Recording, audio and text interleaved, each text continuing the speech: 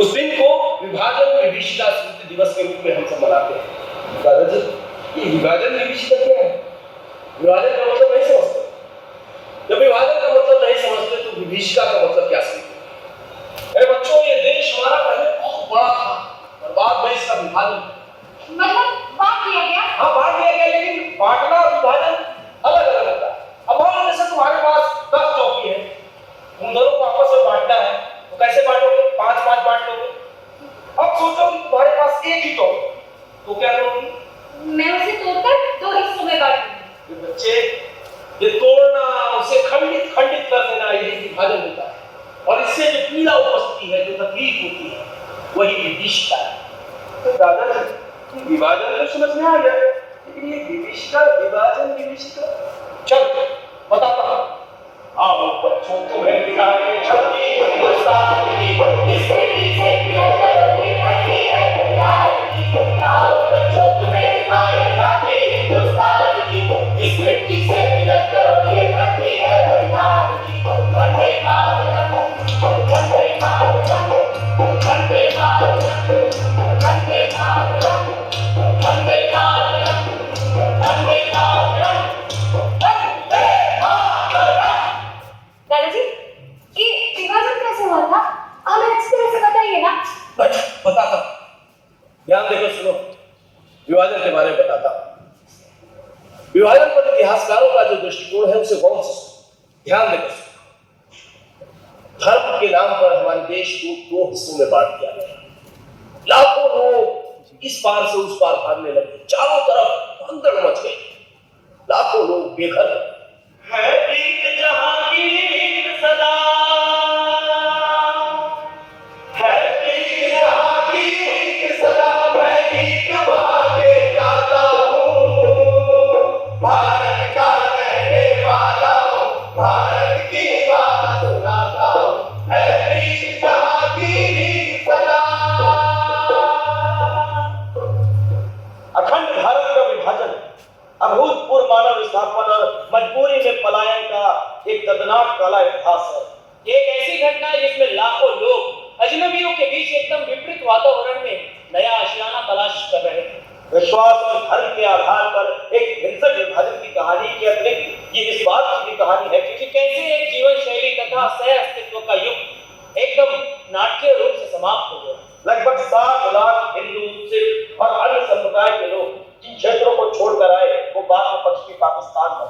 65 लाख मुसलमान पंजाब, दिल्ली और भारत के अनेक हिस्सों से पश्चिमी पाकिस्तान चले गए।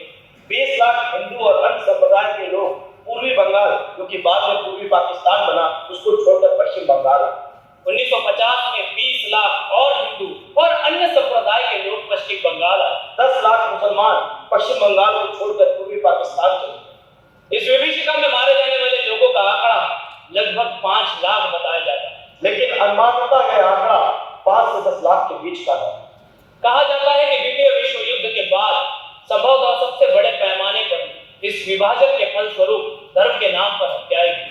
सदियों पुराने सामाजिक ताने बाने और आपसी विश्वास का संबंध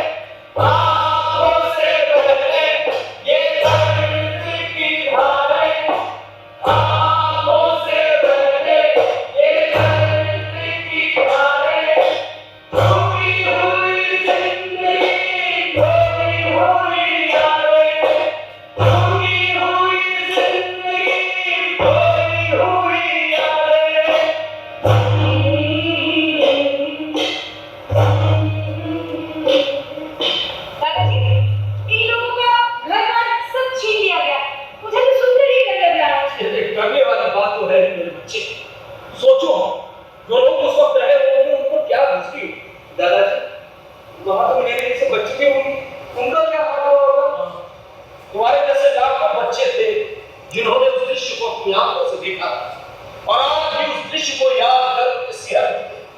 हमें और बताइए ना दादाजी। बता सुन।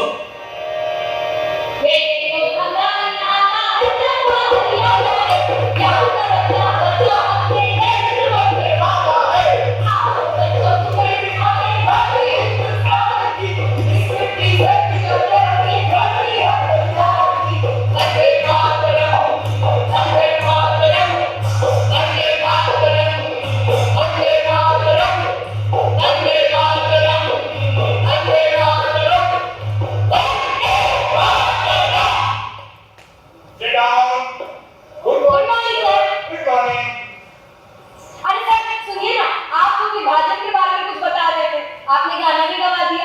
आप आगे बताइए ना विभाजन के बारे में क्या हुआ। 20 फरवरी 1947 को ब्रिटिश प्रधानमंत्री क्लेमेंट एटली ने हाउस ऑफ कॉमन्स में एक घोषणा की थी।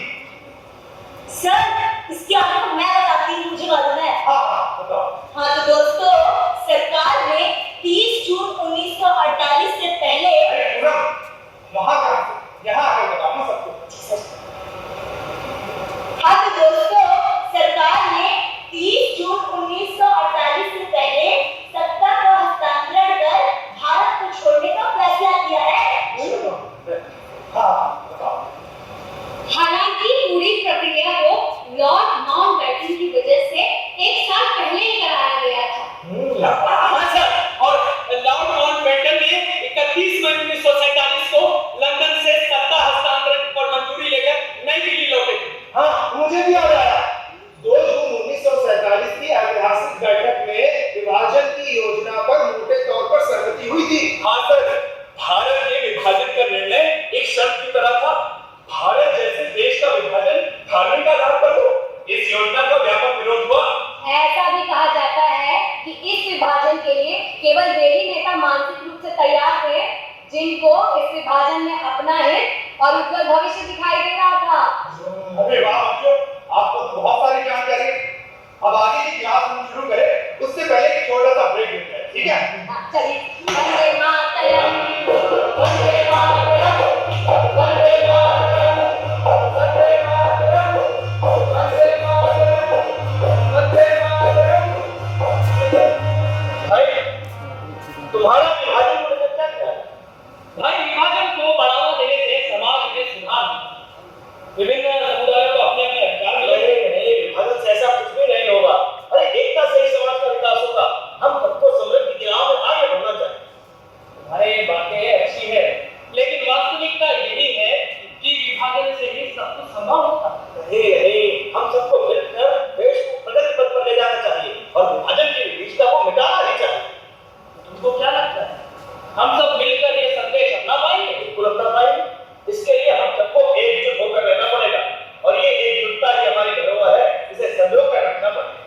ठीक है, पर मुझे अखंड भारत के विभाजन के समय और क्या क्या हुआ तो वो तो बताओ। अब इसके बारे में तो तुम्हें वही बताएंगे जिसने इसको भोगा।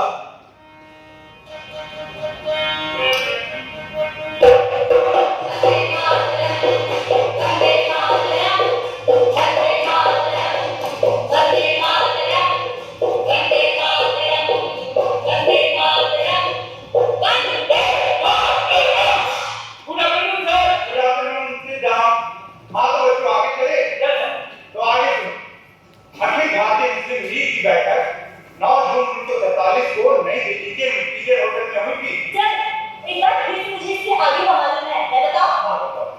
तो दोस्तों, वहां पर विभाजन की मांग वाला प्रस्ताव लगभग सर्वसम्मति से पारित हुआ।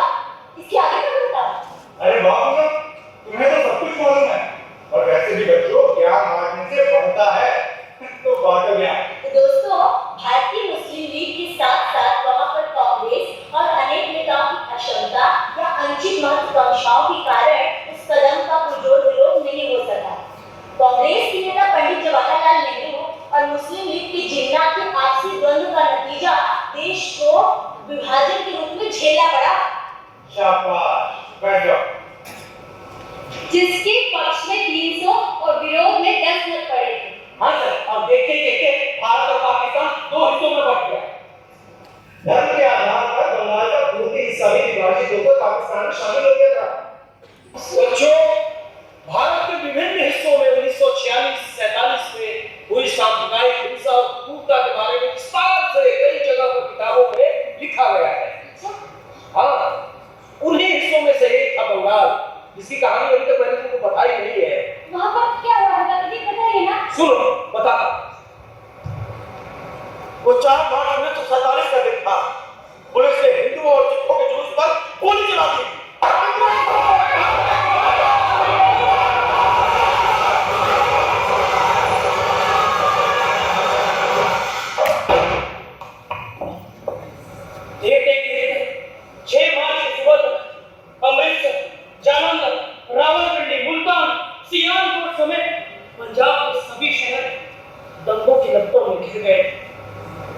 पंजाब की तुलना में बंगाल में दशकों से चले आ रहे विस्थापन और पुनर्वास का रूप बिल्कुल अलग ही था।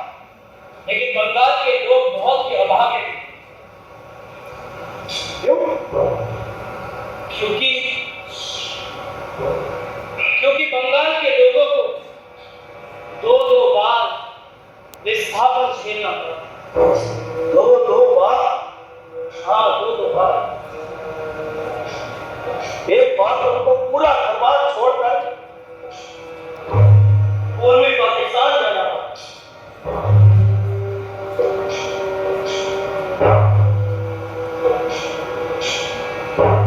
फिर यहाँ से भाग उन्हें पश्चिम बंगाल आना पड़ा। वहां के अधिकारियों ने विभाजन से उत्पन्न पीड़ा को बड़ा ही कमतर आकर हजारों हिंदू लोग ढाका और आसपास के क्षेत्रों को छोड़कर सियालदा पहुंचे। इतनी आसानी से नहीं पहुंचे। एक महिला से उनके जेवर छीन लिए गए, उन्हें तरह-तरह के प्रताड़ित किया गया। बूढ़े, बच्चे, महिलाओं सबके साथ अमानवीय व्यवहार किया गया। क्या महिला, क्या बूढ़े, क्या बच्चे, सभी के साथ दुर्व्यवहार हुआ। ये सच है। विभाजन में सबसे अधिक पीड़ा महिलाओं को झेलनी पड़ी। सभी परिवार अपने परिजनों से छूटे। वो ट्रेन पर चढ़े थे यहाँ पर आने के लिए, लेकिन जब वो यहाँ लौटे तो सिर्फ लाशों का ढेर थे।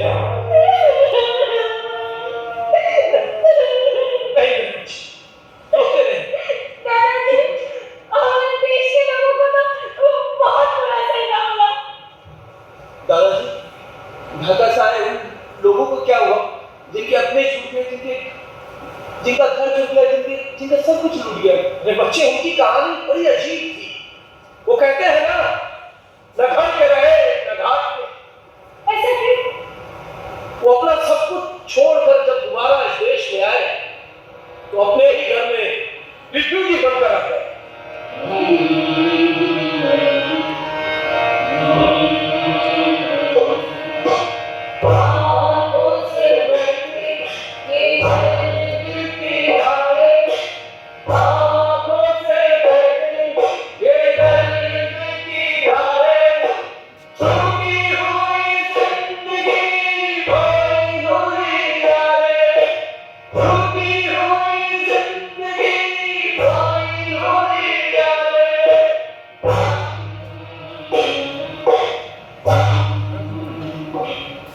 पूर्वी पाकिस्तान से कई लोग बंगाल में आए। किसी के घर में 1 इंच भी जगह नहीं थी अपने संबंधियों को रखने के लिए। और पश्चिम बंगाल सरकार ने चटगांव, नारायणगंज, बारिसाल और चांदपुर से शरणार्थियों को कलकत्ता लाने के लिए 15 स्टीमरों की व्यवस्था की। पूर्वी पाकिस्तान से लोगों ने जल मार्ग से पलायन किया था। आधी नावें उनकी वहीं डूब गई। समुद्र की तह पर लोगों की लाशें पड़ी रही, तैरती रही। ऐसा क्या खास था हमारी जमीन में जिसे हासिल करने के लिए हमसे हमारा सब कुछ छीन गया? बंगाल, पंजाब, गुजरात, सिंध, चारों ओर विभाजन की आग तक। बंगाल, पंजाब, गुजरात ये दोनों आधे आधे टुकड़े में विभाजित हो गए, लेकिन सिंध हमें ना नहीं पाया। हाँ, सिंध से याद आया, सबसे अधिक सिंधी परिवार राजस्थान में आए। ठीक कहा तुमने। विभाजन के बाद पाकिस्तान से लाखों की तादाद में शरणार्थी आए। और राजस्थान उन राज्यों में से था जहां बड़े पैमाने पर शरणार्थी आए। राजस्थान में हम जैसे शरणार्थियों की राहत और पुनर्वास की व्यवस्था करना एक बहुत बड़ी चुनौती थी। हमारे आने के बाद राजस्थान की संस्कृति के ताने बाने में भी बदलाव आया। हम अलग अलग दिखने लगे। हमारी संस्कृति, भाषा, रीति रिवाज सब बदल गए। सिंह में मैं एक बड़ा व्यापारी था और यहाँ 2 जून की रोटी भी अपने बच्चों को नहीं खिला पा रहा। हमारी दुकानें और घर बार को लूट लिया गया। उस रात को कैसे याद करें बाबू, जब अपने बच्चों को गोद में लेकर मैं भागी थी। भागते भागते बचते बचाते अपने एक रिश्तेदार के घर कैसे कैसे राजस्थान के बीकानेर में पहुंचा। हमारे नाते रिश्तेदार रास्ते में ही बिखरते चले गए। हम उनको आज तक नहीं देख पाए। कुछ लोग तो झुंझुनू में रहे। वे भी कब तक हमें अपने साथ रखते। अंत में इस रिफ्यूजी कैंप में आना ही पड़ा। हंसते खेलते परिवार, गांव शहर किस तरह बर्बाद होते हैं, कोई हमसे पूछे।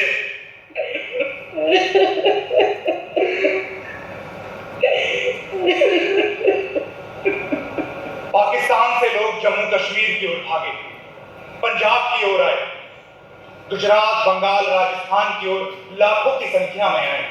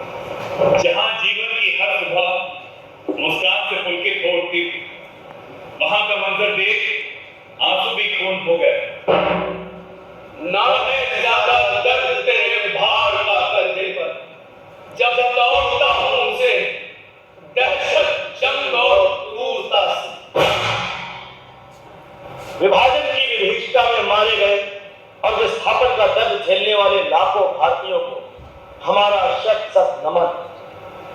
भारत की एकता और अखंडता को सुरक्षित रखने के लिए हम सभी को मिलकर प्रयास करना होगा। विभाजन के सियासी खेल में एक भाई के खिलाफ दूसरे भाई के दिमाग में जहर भरा गया और इसी जहर से इंसान ने इंसान को काटा, इंसान ने इंसान को बांटा और इंसान ने ही इंसान को खोया और हमारा अखंड भारत खंडित हो गया। जो हुआ सो हुआ। सुनो, हमारे यशस्वी प्रधानमंत्री जी ने कहा है, देश के बंटवारे के दर्द को भुलाया नहीं जा सकता। नफरत और हिंसा की वजह से हमारे देश के लाखों बहनों भाइयों को विस्थापित होना पड़ा, अपनी जान तक गंवानी पड़ी। उनके संघर्ष और बलिदान की याद में 14 अगस्त को विभाजन विभीषिका स्मृति दिवस के तौर पर मनाने का हमने निर्णय लिया। हमारे बीच यदि धर्म और जाति को लेकर कोई छल करे या प्रपंच करे, हमें बहकावे में नहीं आना है। हमें बहकावे में नहीं आना है। भारत देश को अखंड रखना है। भारत देश को अखंड रखना है। अब हम इस सियासी झांसे में नहीं आएंगे। सियासी झांसे में नहीं आएंगे। अखंडता और एकाग्रता के साथ, सुख शांति के साथ अपनी भारत माता को विकसित बनाएंगे। अपनी भारत माता को विकसित बनाएंगे।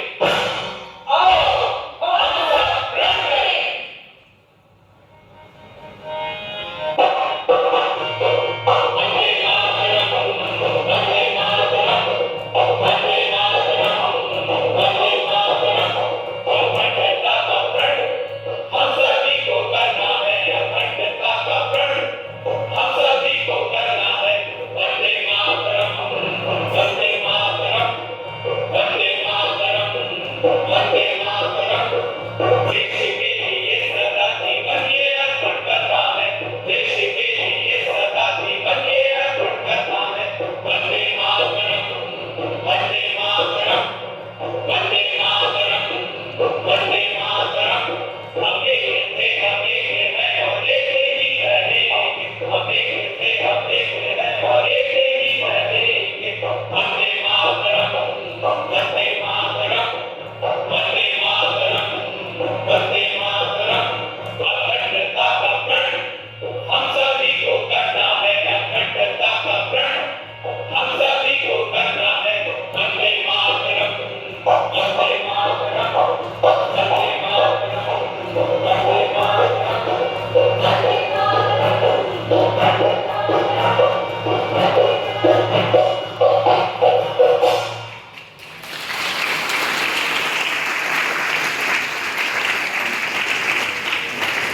ધન્યવાદ આ કલાકારને જેમણે પોતાની અભિનય કલા દ્વારા